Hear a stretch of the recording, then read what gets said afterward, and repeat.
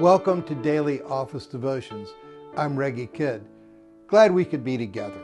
We're thinking through various facets of worship and how our Lord provides meaningful communion with Him through our formal corporate worship as well as in individual worship in our daily devotions. The thoughts offered here are excerpts from articles I wrote for Worship Leader magazine a few years ago. Fly, Kessie, fly. One measure of leadership is whether people are following you. A better measure is whether you are helping people take wing. That's a lesson Rabbit has to learn in the award-winning episode Find Her, Keep Her in Disney's The New Adventures of Winnie the Pooh. Rabbit rescues a female baby bird named Kessie during a snowstorm in the 100-acre wood. For months, Rabbit nurses and cares for Kessie. Unfortunately, Rabbit becomes overly protective when she wants to learn to fly. Rabbit understands Kessie will eventually want to fly south. He will be left alone once more. Yet flying south is what birds do, and helping others take wing is what responsible caregivers do. As all Pooh's stories do, this one ends the way it should. Rabbit learns, even though reluctantly, to let go. Hitting home. My wife recalls this story when our children make changes that reveal they are taking a new step towards independence and away from us and from our influence. She finds letting go is not easy, and so at these times she still mutters to me under her breath, "Fly, Kessie, fly." She understands what it is to forego her own interests for the benefit of someone else. Leadership in God's family is not much different. Kevin is a new senior pastor with little background in worship ministry.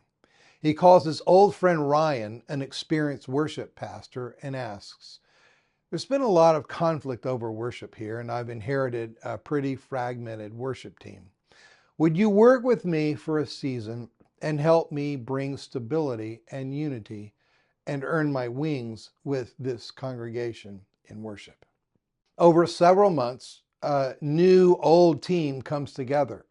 Worship stops being a battle zone, and fans of tradition and fans of freshness begin deferring to one another. Great idea. At a meeting in the spring, Ryan, the worship pastor, offers, "Maundy Thursday is coming up. Historically, Maundy Thursday is a night the church remembers the new commandment to love one another as Christ has loved us, and often celebrates that love with a foot washing service. We've seen a lot of cooperating and healing in this church. Why don't we offer a foot washing service to affirm the love, unity, and healing this body has been experiencing?"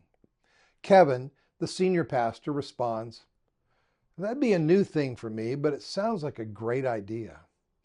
The foot washing services I've led have provided powerful moments for brothers and sisters to experience the priesthood of all believers as they minister Christ's love to one another," Ryan adds. "Yeah, okay," answers Kevin. "But what I think we need here is for the people in church to get the message that the leaders really love them. So I want only the pastors and the elders to do the washing of the congregation's feet. I'll tell the elders about my idea at our next meeting." Suddenly, Ryan feels like he's in the middle of a Dilbert comic strip. The pointy-haired boss is hijacking his idea, taking credit for it, and in the process, ruining the whole concept. Ryan visualizes a thought bubble above his own head. "Excuse me, but whose idea is this anyway? You've never even seen a congregational foot washing, much less led one." Then Ryan remembers there's the Dilbert way of seeing things, and there's the Jesus way of seeing things. He envisions a new thought bubble. Hold on a minute. Where did that attitude come from? If washing feet is about kneeling to serve, about putting my brother's interests ahead of my own, maybe that's what I'm supposed to do in this case. The words that manage to come out of Ryan's mouth are, "Sounds like a plan, let's do it." Sink or soar. During the Maundy Thursday service 4 weeks later, Ryan, despite his best intentions, is still having internal thought bubble conversations. The logistics that Kevin, the senior pastor, has insisted on require the worship team to lead music throughout communion and the foot washing. They will not get to receive communion or participate in the foot washing itself. Ryan's thought bubble begins to complain. It figures, I should have insisted on more control. Ryan stops himself and looks around. Many in the congregation, profoundly moved by seeing pastors and elders taking the posture of servants, have eyes brimming with tears.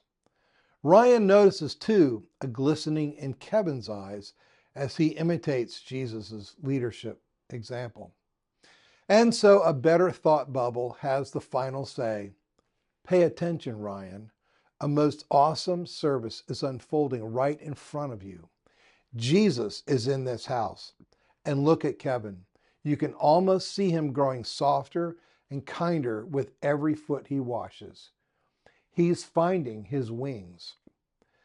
After the service, it is discovered that Jesus has provided, by some happy accident, a small amount of bread and wine backstage. Ryan and his team share an intimate and amazing communion together before going home. And of course, they wash each other's feet.